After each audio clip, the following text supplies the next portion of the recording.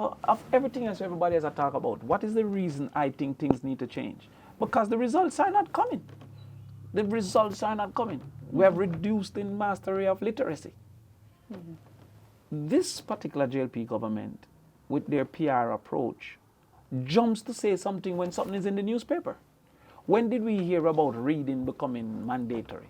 When the thing about Pembroke Hall came in the newspaper. The first thing that I think must be acknowledged by the society is that education is in crisis. And the evidence of that can be captured at every single level of education.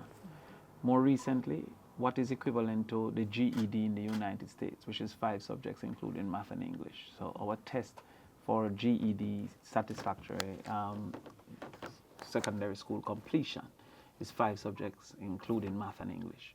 So that's equivalent to the GED in the United States. We're at 18%.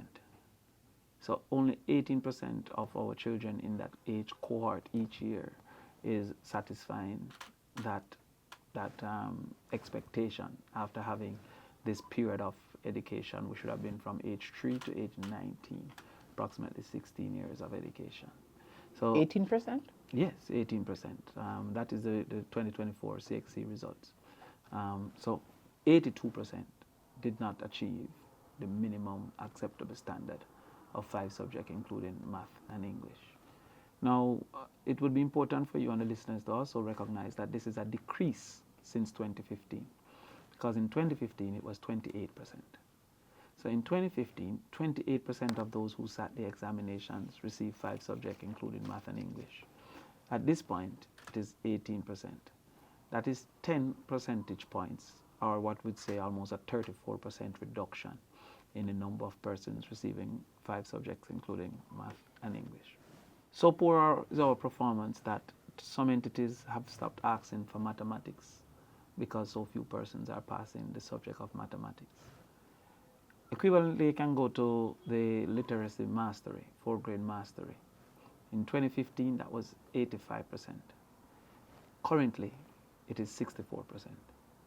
So the 4th grade mastery has fallen almost 20 percentage points, from 85% in 2015, achieving mastery levels, to 64%, 64.6%, I believe is a factual number, achieving mastery in literacy currently. They would also recognize that basic proficiency in PEP, up to 11,000 did not achieve basic proficiency in mathematics. Another 10,000 did not achieve basic proficiency in English language in just 1 year cohort. If you extrapolate that to a 10-year outcome, you'll realize that almost 100,000 within that 10 years. So between the ages of 13 and 23, we will have 100,000 that did not achieve proficiency at the grade 6 level in math and or English. So that is exceptional facts to suggest that we are in crisis. And also, if you look at these numbers, you're seeing that there is a deterioration in performance over time. So, for example, you would recognize that there in mathematics, there's a 56 or 50 or 49, between 48 and 56 at different times, mastery or proficiency in mathematics at the PEP level. Yet, when you get to the CXC level, there's a 30% pass in mathematics. The vast majority of those being grade 3. So, at this point, therefore, it is imperative for us to recognize that there's a crisis in education. And the reason for that recognition is that at a point of crisis, one must acknowledge that the next act must be one that corrects the circumstance, because after that, you're really leading to a great negative. It is compounded by the fact that there is limited place for the uneducated in the current and worse yet in the future worlds. And the 19-year-old at this time should be independently earning their own living for the next 40 to 50 years. And so when you look at where the world would be in the next 20 years, the uninformed and the uneducated have very little space in that world. In the 1980s and 1990s, early 2000, muscle work was more prevalent than it is currently. Those who used to make cement have been replaced by the premix truck. Those who used to chop bush have been replaced by the weed whacker. Those who used to wash clothes have been replaced by the washing machine. And so as machines replace muscle, the knowledge economy becomes more important. Knowledge society becomes more important. And those without the ability to learn, the capacity to think, and the evidence of knowledge are going to have a very difficult time earning an income and providing for themselves. And so we cannot continue with this situation of sacrificing our children and having the outcomes of education be so insignificant that we have in your own newspaper reports of a school like Pembroke Hall with almost 80% in 7th grade not having the ability to read. We have seen that as well for Holy Trinity. They said in that news article, of the 207, almost 200 were incapable to read. And the principal indicated that the grade 8 was not much different from that grade 7. We as the People's National Party sees that as a fundamental flaw within the system, because statistically, where the majority fails, it is not an individual problem. Where the majority fails, it's a systematic problem. And so we have started to, well, not started, we have long been studying the system of education and what are the issues facing these children going forward. What are some of these issues? One of the issues that we have identified is the absenteeism, high level of absenteeism. Chronic absenteeism is noted as 10%. Jamaica celebrated 22% absenteeism as a return to pre-COVID levels of absenteeism.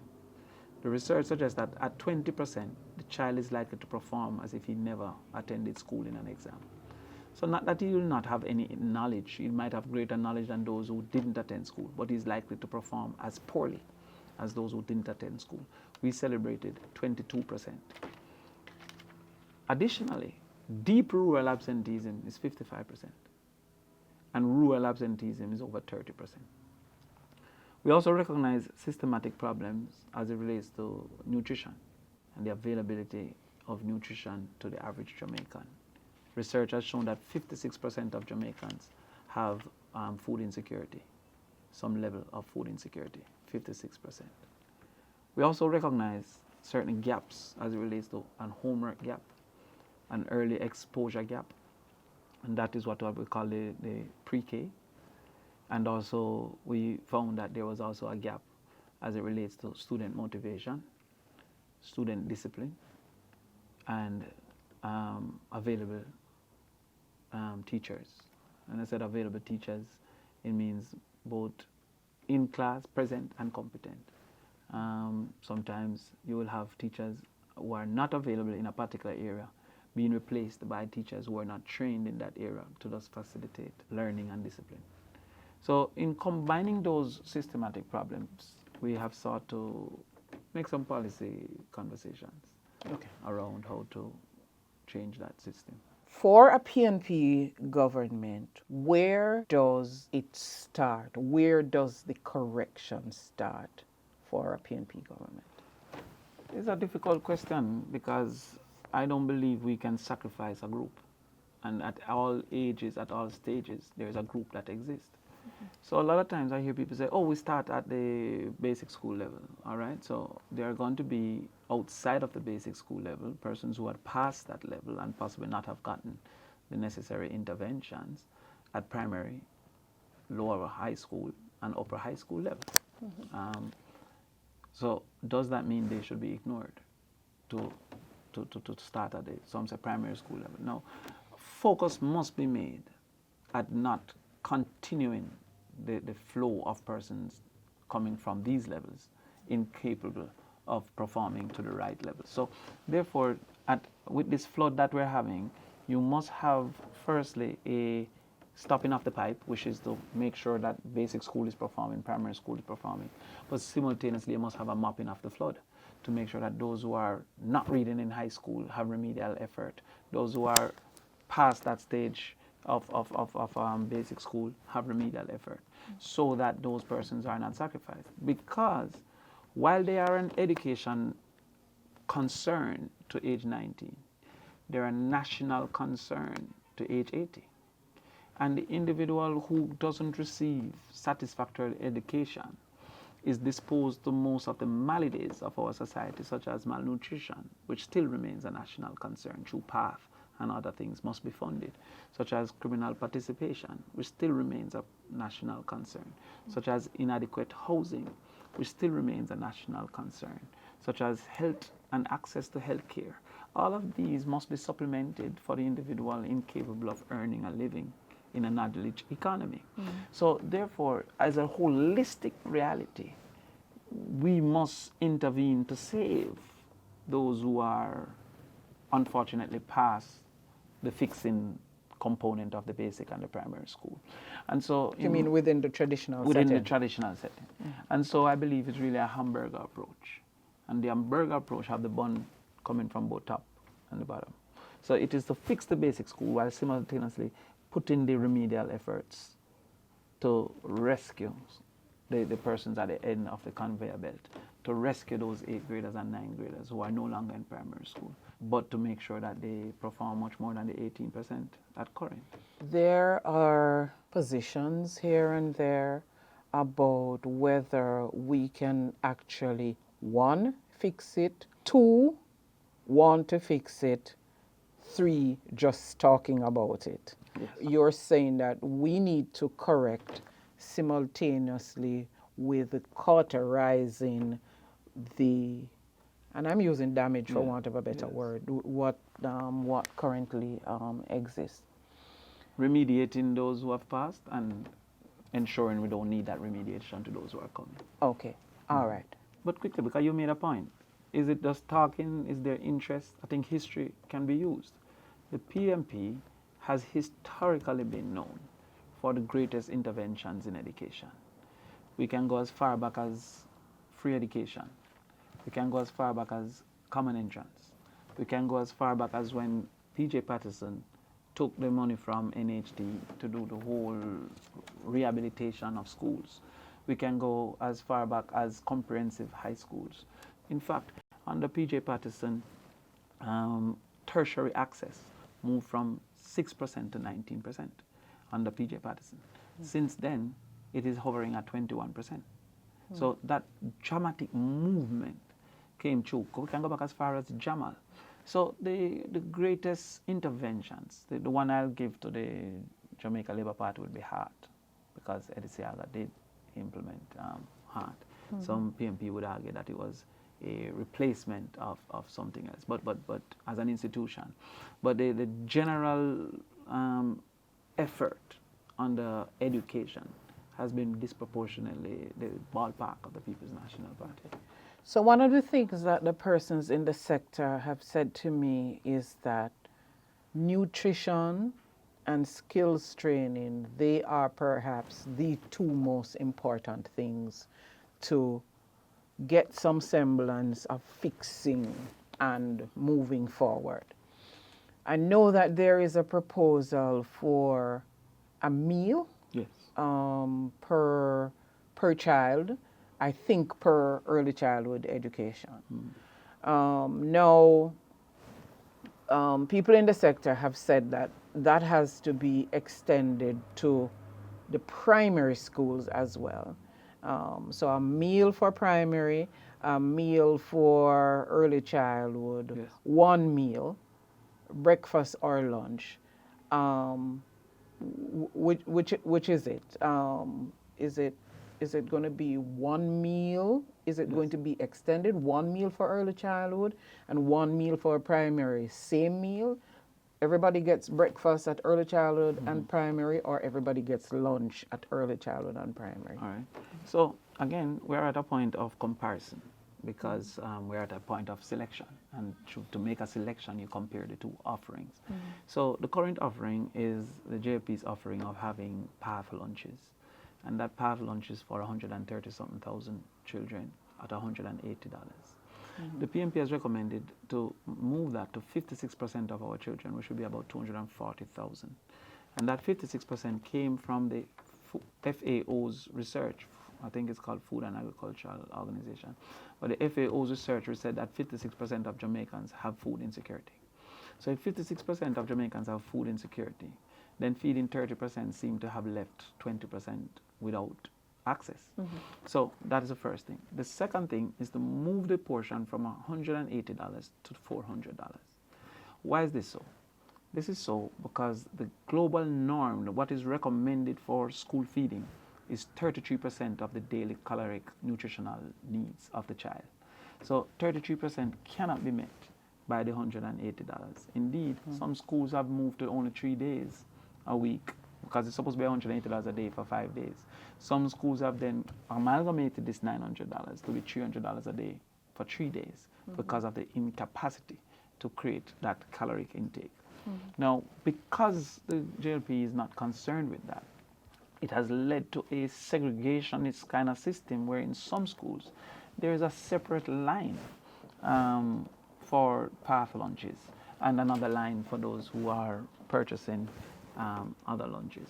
So to this extent, the difference is one, we are doing more persons, 56%, which is 240,000. That is the plan. The plan. The okay, proposal, to do more. To do more. Okay. And that would include from basic to high school. Oh, right? okay. But these are not the same lunches because each age group don't have an equal caloric need. Okay. So it is based on the caloric need. So the 400 might be too high for the basic school. Right. The basic school caloric need might be 210, Yes. right? But the primary school might be 350, and the high school might be 400, Okay. based on the caloric need. Of Okay. course, you will then engage nutritionists, etc., to design options so that the schools can be more direct in delivering these caloric needs. Let me give you an example. Many of our girls at the menstrual period of their life are having iron deficiency, experiencing iron deficiency because of that lack of intake. They're losing blood. What's the right? So what's the negative of that in school?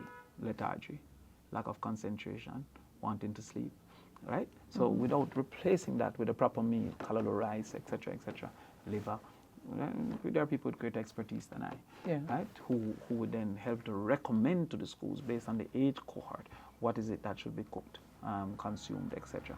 I want to move to curriculum, and I have long believed that with the changing environment of education, there is a misalignment of the curriculum. In Jamaica, in schools, with some of the things that we need to do. What, if any, are some of the programs, modules that are currently in the curriculum, let's say at the secondary school level, that would need expansion, to be tossed, or to be tweaked, Okay. to make the students more equipped on leave in secondary schools, whether they, especially for those who can't go on to, like, say, a sixth form. Right. Yeah. All right. So first of all, the role of a school system is not only for our workforce; it is for a citizen. So having captured these children from 3 to 19, the school should be shaping a citizenry, a type of a person that will best fit into and benefit our society. Creating labor is a poor part of that, but is not the only aspect of that. Some persons perceive that the role of the education activity is only a workforce, right? What are some of the challenges? And let me speak to a school like the university's UTEC. When a government leaves the university to fend for themselves in the main for survival, then market forces become a driver. One of those market forces is the size of the market size, those who are available to attend. It is difficult for a college to remain a STEM college when there is low STEM matriculation. So if very few people are passing math, physics, science, then how would the school survive? Yes. Focusing only on that market size when it need a minimum of X to survive, to function. So that school would then seek markets where there's high matriculation, the arts, etc., etc. Okay. Law. Exactly. So that has been one of the realities that face UTEC and even UA. Because government has almost withdrawn from their funding models. Now, the curriculum has to be reviewed because the outcomes are not showing. So of everything else everybody has to talk about, what is the reason I think things need to change? Because the results are not coming. The results are not coming. We have reduced the mastery of literacy. This particular JLP government, with their PR approach, jumps to say something when something is in the newspaper. When did we hear about reading becoming mandatory? When the thing about Pembroke Hall came in the newspaper.